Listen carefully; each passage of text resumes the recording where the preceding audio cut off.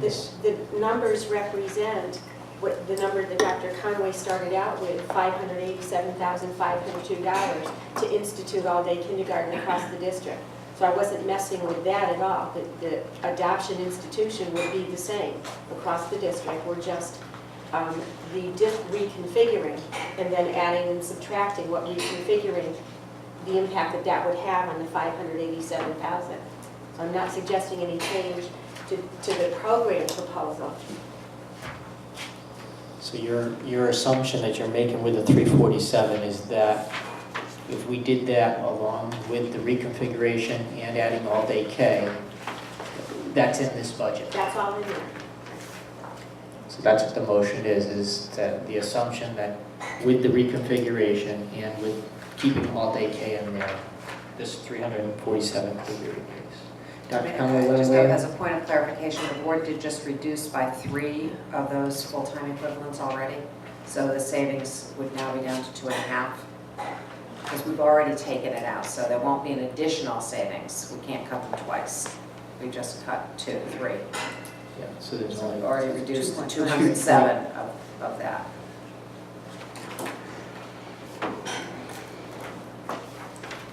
So you're saying the 5.5 FTE is really 2.5 FTE, which is, again, 2.5 times the $69,000 number.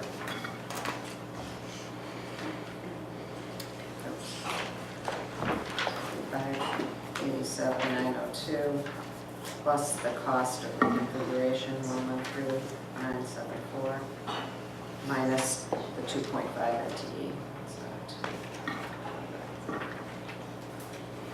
So I get a new cost of $529,376. So what would the reduction that would be? I don't know if that 347 would be correct number. It's going to be something less than that.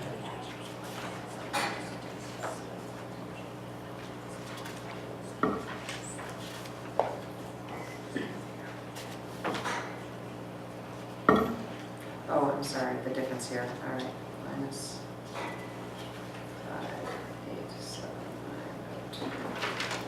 I have a savings of $58,526.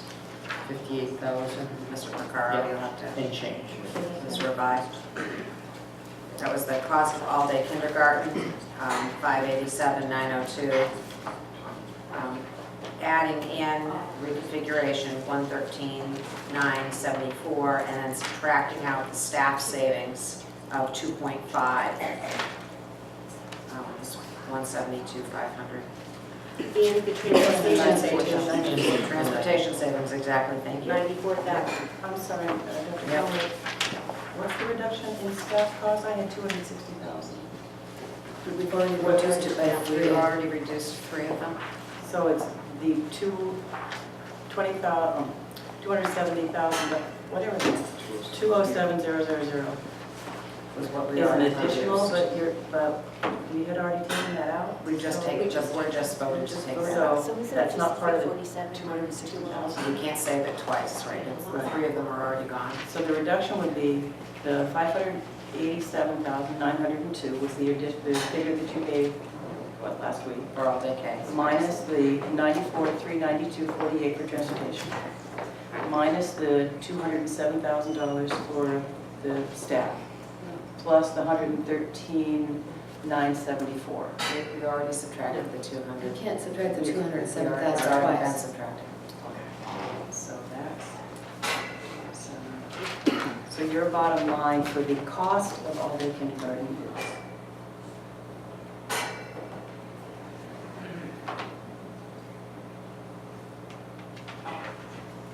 Oh.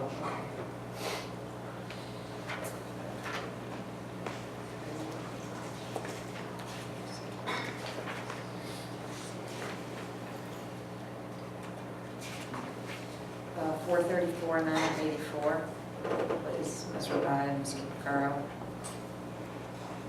Correct. Thank you. Can you repeat that, please? 434,984. That would be all-day kindergarten with reconfiguration. And the original number for all-day kindergarten? Was 587.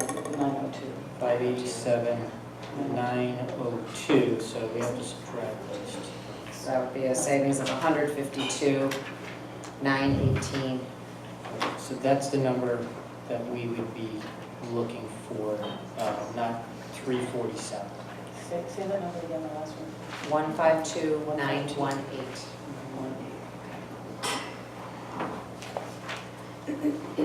So the original savings, or the original cost of all-day K, as proposed in the budget, was $587,902. The new cost, assuming a reconfiguration with the 3 less teachers already taken out, $434,984. The difference of which is $152,918. Correct. Ms. Sung, May I revise my motion then? I would entertain a revision of your motion. Are you withdrawing your original motion and you? I can just revise the Revise the dollar dollar. amount, that's all. The Second. $347,000 in the motion should now be $153,000. Is that okay? With the The second? motion is okay with the second, or so the revised figure is the $152,918. Additional discussions. Mr. Nicholson. Seems some on this board have a very short memory. Is when we brought up reconfiguration last year, how it was received by the town. And I don't think adding full-day kindergarten would change many people's opinion on that. And furthermore, this saving $152,000, I'm sure that would quickly be eaten up by more kids going off to other schools. The man getting charged a little bit. Any additional discussion? Ms. Fisher. I am completely in favor of having all-day kindergarten, but I do agree with Will in that I don't think reconfiguration was a popular thing, as we all saw last year. So I'd kind of like to wait until we make a decision on all-day kindergarten, until we see if we can find some other savings elsewhere, rather than putting reconfiguration out there right now. I'm not adverse to it, but I'd like to see if there's something else we can do beforehand. Mrs. Bush.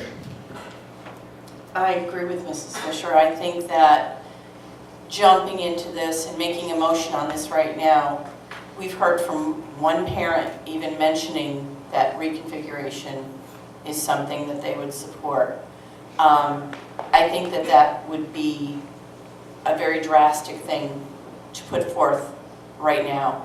As much as I support full-day kindergarten, I think that, as Mrs. Fisher said, we need to find other ways to make some adjustments in what we're doing before we jump into something like that. I could not at this point support it, even though I think it is an opportunity for many reasons. I don't think it's the time right now to jump right into it.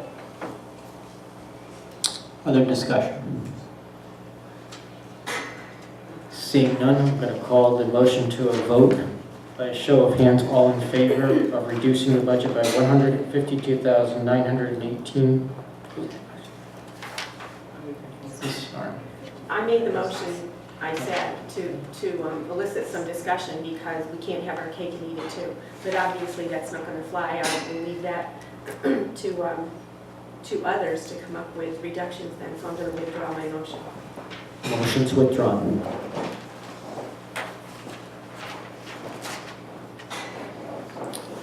Other discussion? Ms. Fisher. I was going to make a motion, but I need Mr. Picard to do the math for me. I noticed that in our budget, we have a 13.5% increase in our insurance, and in the paperwork we got tonight, you said a 10.5. So I was wondering if we could reduce our budget by whatever that dollar amount is. I'd like to make that as a motion if you... Through you, Mr. Chairman. The 10.56% increase, that's preliminary at this point in time. That's not a definitive number, but at least it gives us an indicator of where we're heading. The 13.5% represents an increase for the all-day kindergarten for the additional staff from the 11% that we originally budgeted. So I would just caution the board that if we're looking at a 10.5 preliminary, we're right about what we were predicting from a budget planning standpoint. At this point in time, it could certainly go down, and I hope it will. But at this point in time, if we keep all-day kindergarten, we should stay at around the 13.5%.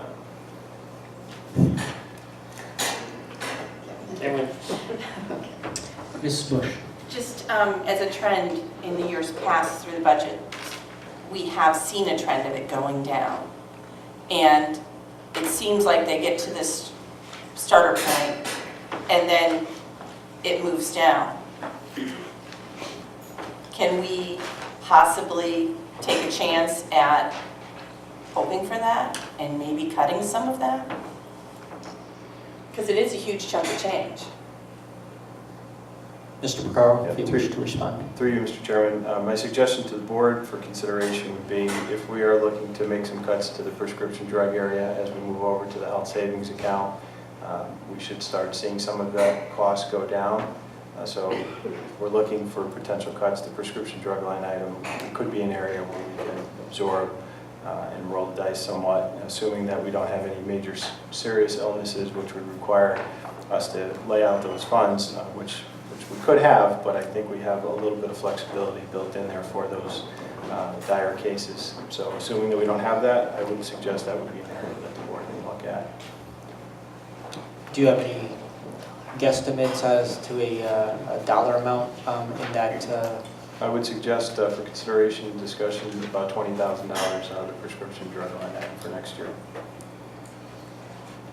Mr. Person? I'd like to make that in the form of a motion to reduce the prescription drug line item by $20,000. I have a motion, and Ms. Fisher, I have a second. Discussion on that motion. Seeing none, I'm going to call that to a vote. I have a motion and a second to reduce the prescription drug line item by $20,000. By show of hands, all in favor? And that's unanimous. Ms. Sarno. Mr. Caro, are there any other areas that we could reduce or take a risk in your judgment? Through you, Mr. Chairman, our unemployment expenses, we could, based on current trends, look at, assuming we're not adding any more to the unemployment rolls, we could look at reducing that increase by about $7,300, which is our proposed increase for next year. 7,300? Yes, sir. Thank you. Ms. Arnold. I'm going to put that reduction in the form of a motion. I have a motion to reduce the unemployment by $7,300. I'll second that. Ms. Fisher is seconding that. Any discussion on that motion? Seeing none, I'm going to call that to a vote by show of hands. All in favor? That's unanimous.